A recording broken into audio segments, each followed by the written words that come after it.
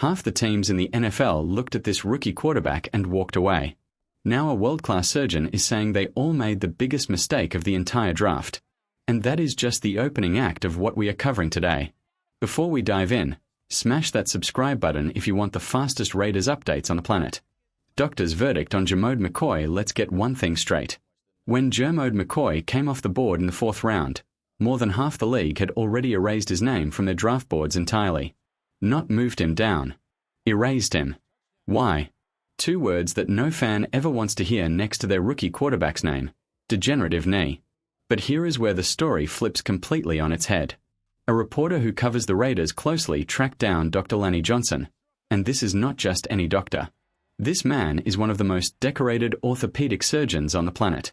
He has spent his entire career specializing in the exact type of microscopic knee procedure that McCoy had done. And what he said publicly about this situation changes everything. Now, before we go any further, Dr. Johnson was crystal clear that he has not personally examined McCoy. He has not seen the scans or the x-rays. So we are working from his professional read of the publicly available information. But even with that disclaimer, his opinion carries enormous weight. Because this is a guy who has seen thousands of these cases. So what exactly did McCoy have done? About 15 months ago, he went through what is called a knee plug procedure. And look, I have been doing my homework on this because I know most of us are not sitting around reading orthopedic surgery journals in our spare time. This is not a torn ACL. This is not a routine meniscus fix. A knee plug involves replacing actual bone and cartilage tissue in the damaged area. It is a more complex procedure, and because it is less common in football players, there are fewer clear comparisons to point to, which is part of why so many opinions are flying around right now. Here is what Dr. Johnson said that really stopped me cold. The long-term risk with this type of procedure is directly tied to the physical size of the plug itself, specifically the diameter. And he said that plugs measuring around 1 centimeter, about half an inch or smaller, carry an excellent long-term outlook. We are talking 10 to 15 years of strong results based on the medical literature, assuming no existing arthritis, a stable ACL, and a serious commitment to rehab.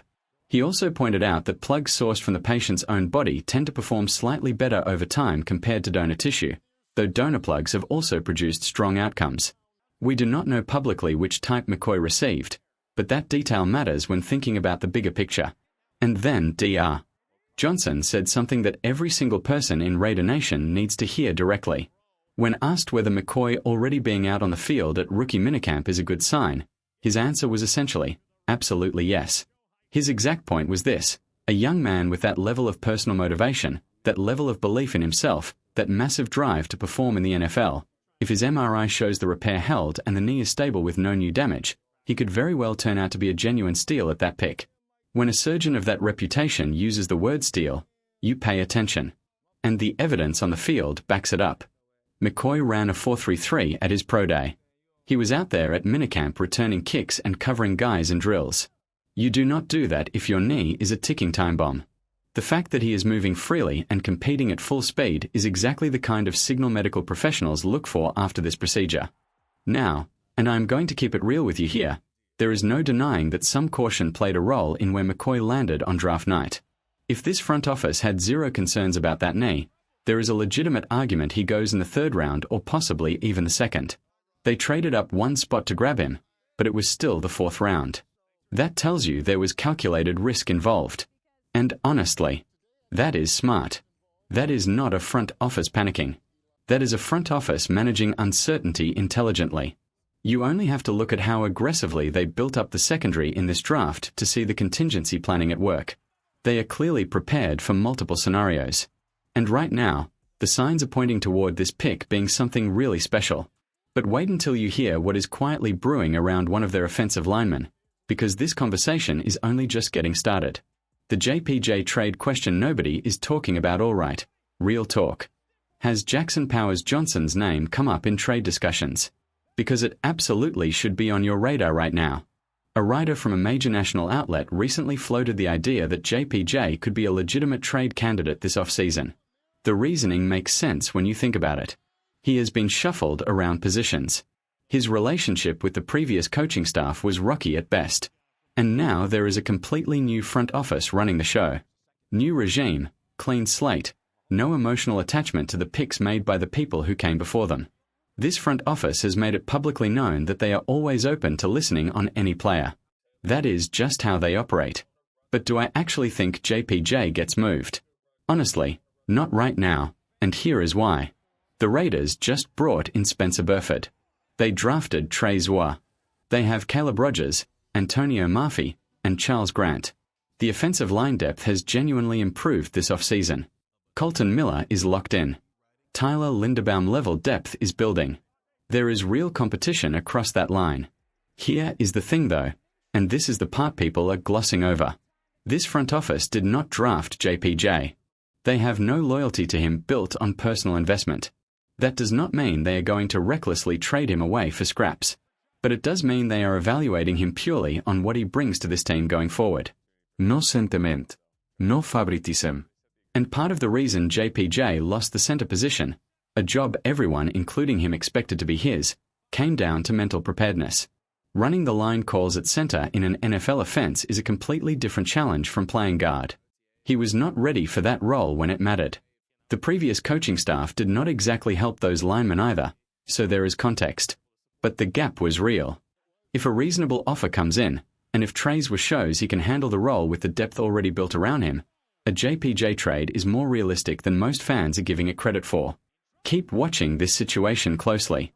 Who do you think should start on the Raiders' offensive line this season? Drop your lineup in the comments right now. ESPN got it wrong.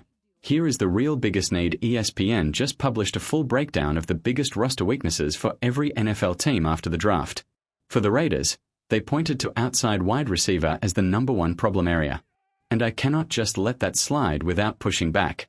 Is wide receiver a need? Yes. Absolutely. I am not going to sit here and pretend it is not.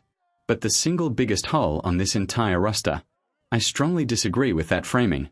And here is exactly why. ESPN ran through names like Trey Tucker, Jack Beck, D'Antonio Thornton, and rookie Malik Benson. They gave Tucker a receiver rating of 29 out of 100 using some internal metric that I genuinely do not think captures what is actually happening in that room. And here is the part that completely baffled me. They somehow left out Jalen Nailor, who just signed a 3-year, $35 million deal and is arguably the #1 receiver on this roster right now. You cannot review this receiving core and skip the guy who just got $35 million. That is not analysis. That is an oversight. And let us not forget about Brock Bowers. Bowers is a genuine weapon. You can line him up outside, you can use 2 tight end sets, and defensive coordinators have to account for him on every single play. That changes everything for whoever is lined up at outside receiver next to him. Factor in Nailor, Tucker, Bowers, and Michael Mayer as a legitimate pass catcher, and this room is not the disaster ESPN is making it out to be. The real #1 need on this roster right now is defensive tackle. That is where the real gap lives. Getting pressure from the inside is what unlocks everything else on that defense, and right now that is the position group that needs the most attention before training camp opens. That said, the receiver room can still get better, and there are real options still sitting in free agency. DeAndre Hopkins is older, no question, but he has AFC West experience and the assistant head coach has a direct connection to him from their time working together in Tennessee. A cheap 1-year deal gets you a veteran presence and a reliable red zone option. He is not a #1 anymore, but as a 3rd or 4th receiver, the value is there. Stefon Diggs is another name that will not go away. After putting up 85 catches, over 1,000 yards, and 4 touchdowns last season, the talent is undeniable. The off-field concerns are real, and if you do not want that energy in the building, that is a completely fair position. But the production speaks for itself. After those 2, the names that genuinely excite me most are Deebo Samuel, Keenan Allen, and John Jennings. Deebo has a real working relationship with this offensive coordinator going back to their time together in San Francisco. That connection does not happen by accident. Keenan Allen grew up as a Raiders fan, has topped 700 receiving yards every single season since 2017, and his route running fits perfectly with what Kirk Cousins does well. On a projected 1-year deal around $5 million, the value argument is almost impossible to argue against. But the name I keep coming back to is John Jennings. The offensive coordinator connection is there. Jennings has been the primary receiving option in San Francisco for back-to-back seasons. He wins contested catches, which matters both for Cousins and Fernando Mendoza. and he is the best blocker in that entire free agent group. In this offensive system, if you cannot block, your role on the field is going to be extremely limited. Jennings checks every single box. The bottom line is simple. ESPN is not wrong that wide receiver is a need. They are just wrong about it being the biggest one. Fix the defensive trenches first. Everything else builds from there.